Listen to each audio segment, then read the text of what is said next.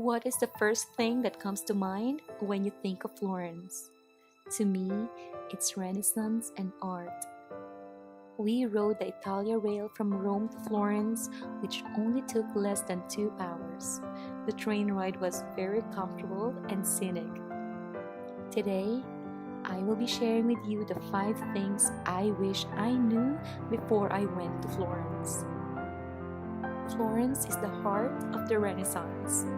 But what is Renaissance?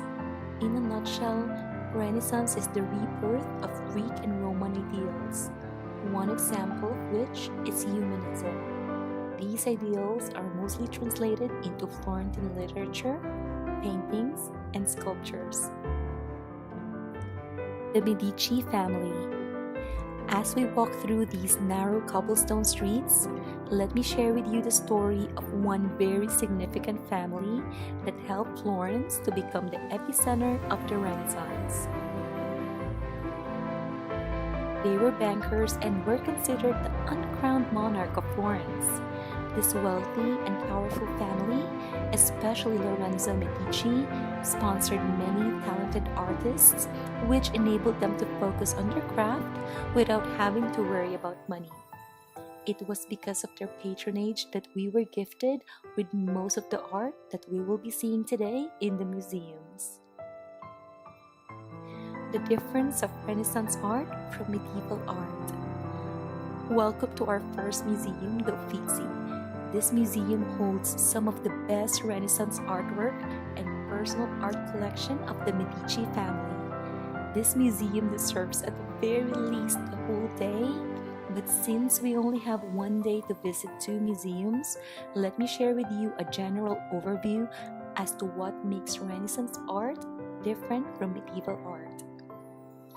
Medieval is mostly dark, with a strong focus on religion and symbolism with little perspective or emotions, as you can see here. Renaissance, on the other hand, has perspective, depth, emotions, with emphasis on beauty, light, and realism.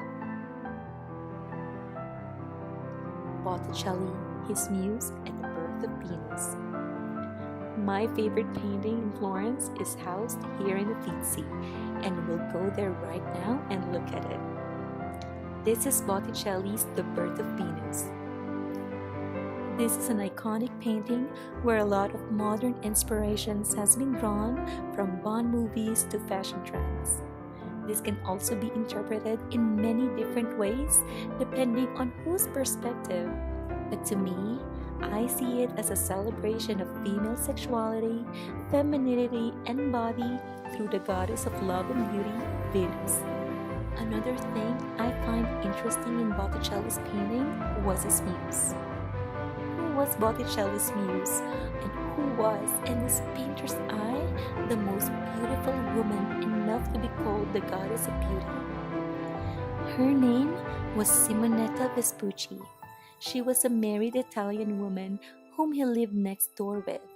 Sandro Botticelli loved Simonetta from afar, that even until his dying breath, he wished to be buried at the foot of his beloved muse. And now, let's go to our next museum, the Accademia. It's smaller compared to the Uffizi, but it contains the best marble structure ever built, which may have been the very symbol of Renaissance. Michelangelo and David. Michelangelo, when he was a young boy, was born with immense and one-of-a-kind talent in turning marbles into sculptures. This boy will eventually be the rival of Da Vinci and would create the famous Piazza and the ceiling of the Sistine Chapel found in the Vatican. But what makes Michelangelo's David special? First, let's look at all the other sculptures. I want you to observe the arms, the legs, the faces, and torso. Yes, you can see shape, posture, and maybe a bit of expression. Now let's go see Michelangelo's David. David was a character from the Bible who defeated the giant. This was supposed to be displayed in Florence Cathedral, but because of its perfection and symbolic significance, It was decided to be placed in the Palazzo Vecchio. As we grew closer, observe David's hands. Do you see the details of his veins? Look at his expression, the contraction of his muscles, the details of his ankles and knees. As you marvel at all the other details, remember this is a 17-feet sculpture, and it's easier to correct a painting than a marble sculpture.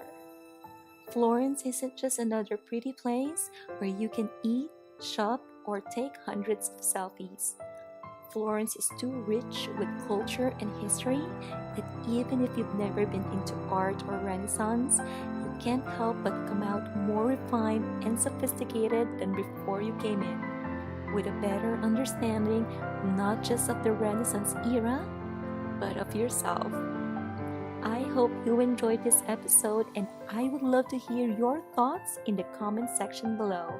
If you're new, feel free to subscribe to be notified of my next one. See you next time!